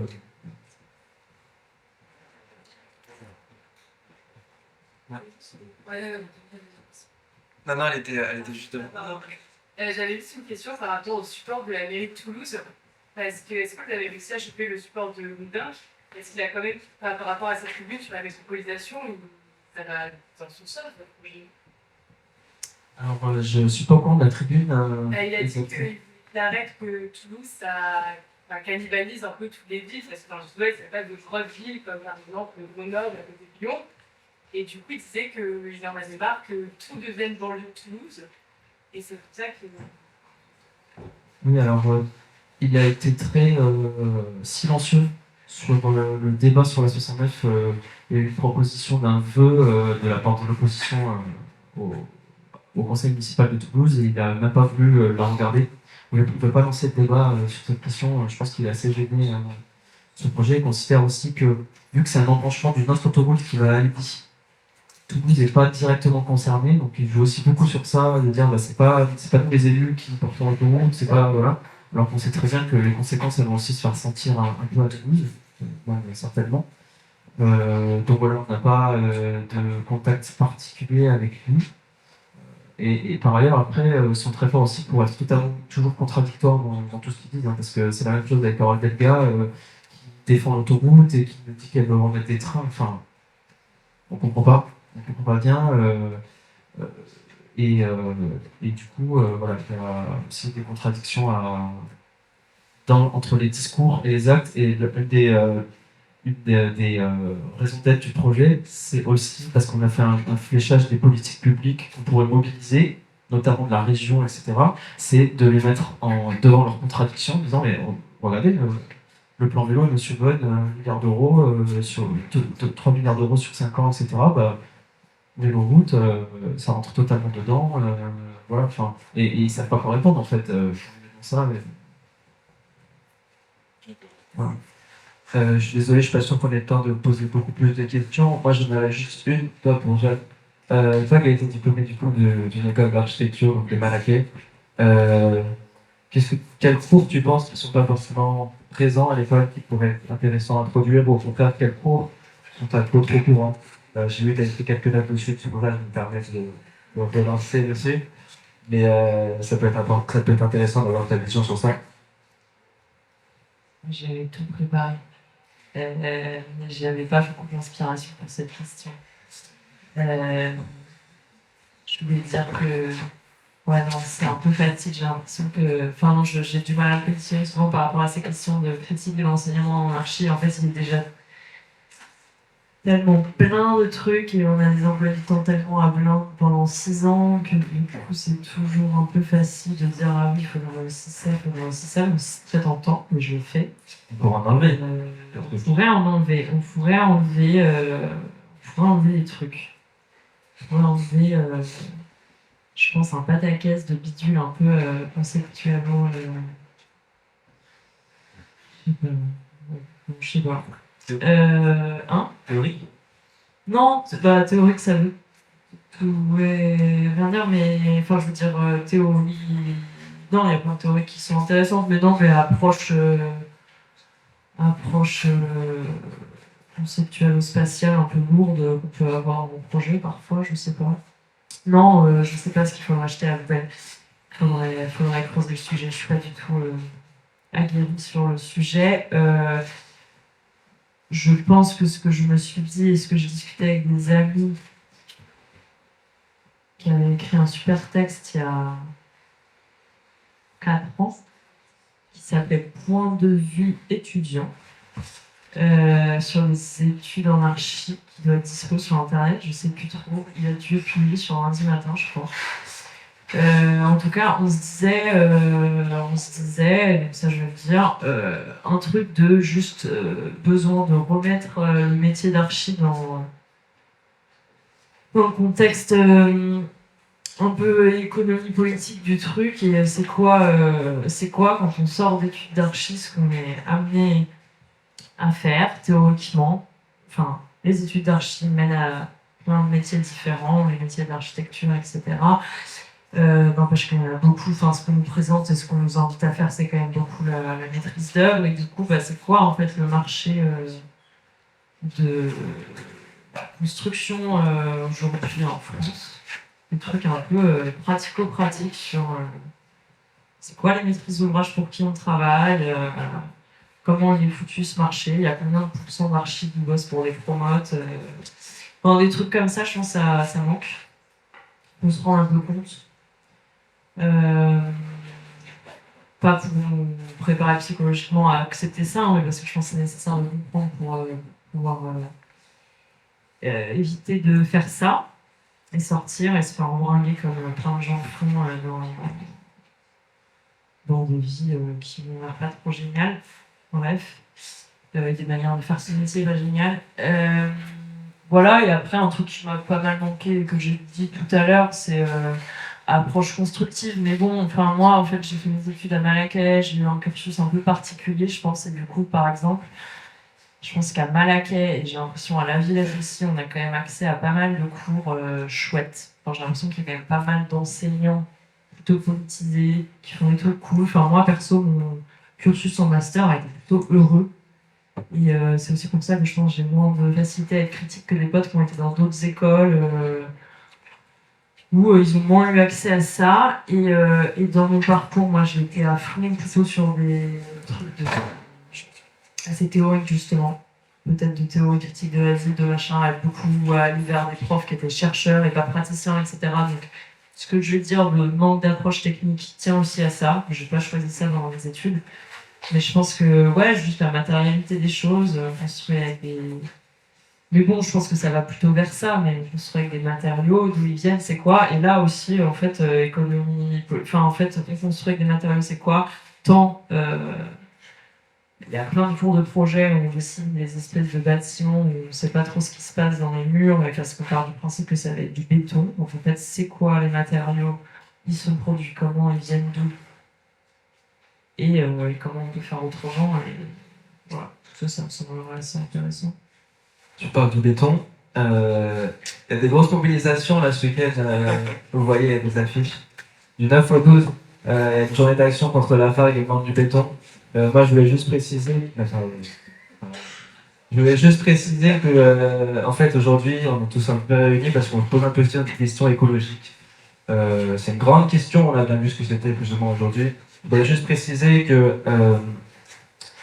se battre aujourd'hui contre le béton, c'est se battre aussi contre l'artificialisation des sols, mais c'est se battre aussi contre les grands groupes industriels qui nous dominent, qui dominent l'architecte, mais aussi les grands groupes de BTP forcément, qui créent des surprofits, qui créent de plus en plus d'inégalités, qui créent des autoroutes alors que c'est extrêmement écocide, ou suicide, je ne sais jamais comment on dit. Voilà, donc on a vu 2 modes d'action, et nous on est étudiants aujourd'hui, on est là à écouter, c'est beau aussi, mais il y a quand même quelque chose qu'il faut qu'on fasse, il y a des actions qui sont à mener. Tous ces beaux projets sont portés par les soulèvements de la terre. Aujourd'hui, je pense qu'il y a très peu de personnes qui sont intéressées par rapport à ça dans les écoles d'architecture. Voilà, je renvoie une bouteille à la mer, mais ce week-end, il y a des grosses mobilisations. Et je me dis, il faut peut-être qu'on fasse quelque chose, nous, il faut peut-être qu'on agisse, parce que nous, on peut très bien faire un projet, un contre-projet, un monde alternatif avec les projets, dans les projets d'architecture que l'on projette littéralement. Mais comment on agit aujourd'hui, il y a très peu de politisation. Et donc je sais pas, on peut se dire que du 9 au 12, ça arrive un week-end, peut-être que ce week-end on se repose, mais peut-être que lundi, on peut très bien faire une grosse maquette comme ça avec un gros drapeau et sur le monde de la terre, ou alors juste contre le monde du béton, parce qu'on est contre le monde du béton. Et je pense qu'il y a vraiment quelque chose à faire dessus. Voilà, je vous propose d'en discuter, je vous propose aussi d'expliquer ce que vous allez faire ce week-end pour continuer un peu le débat, mais voilà, je pense qu'il y a vraiment un sujet à mener là-dessus.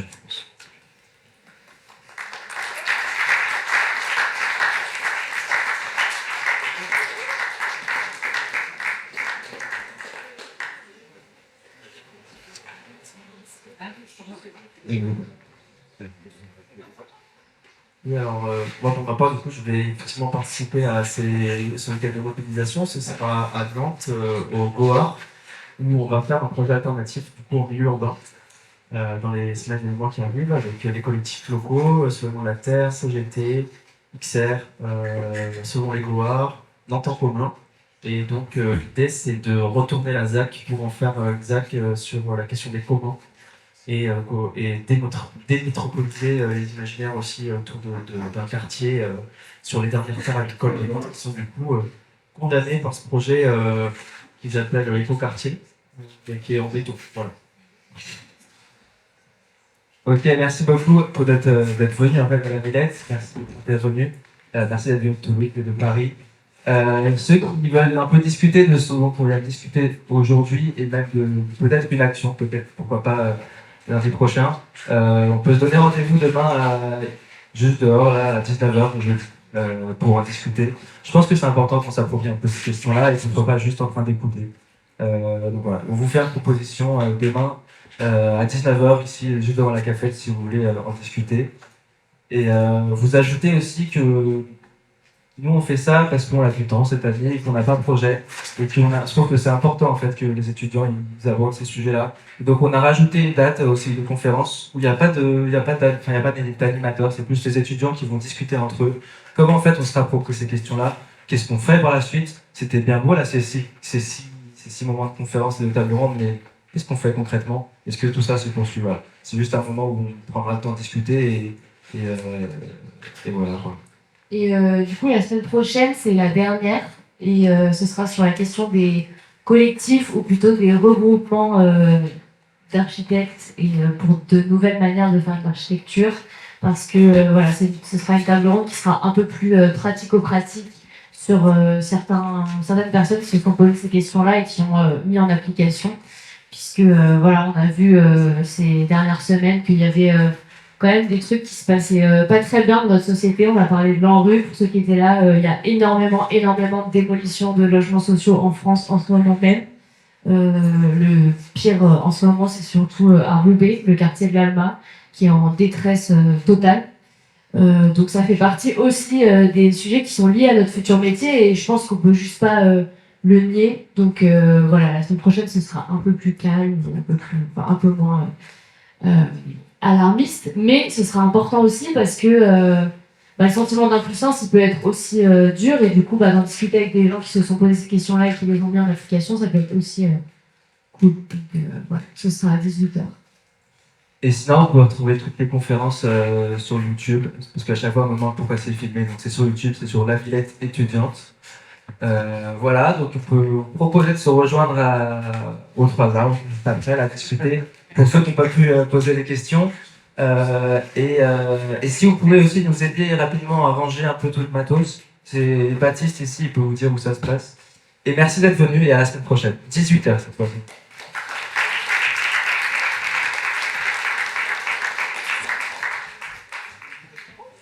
Non, mais c'est